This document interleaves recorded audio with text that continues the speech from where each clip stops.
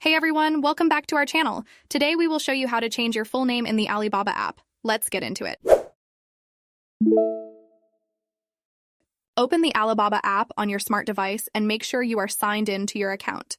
By opening the Alibaba application on the home page in the lower right corner of the screen, look for your profile that says My Alibaba and then click on it. Then on the next page in the upper left corner of the screen, you can see your profile picture, which you will click.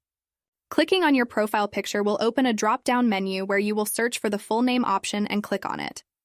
Now everything is easier and easier. Here, as you can see, all you have to do is enter your first name and then below it, your last name.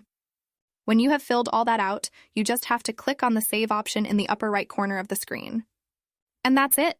Your full name has been updated on Alibaba and will now be reflected throughout the application. And that's all. Changing your full name in the Alibaba app is quick and easy. If this video helped you, don't forget to give a thumbs up and subscribe to our channel for more helpful tips and tutorials. Thanks for watching and see you in the next video.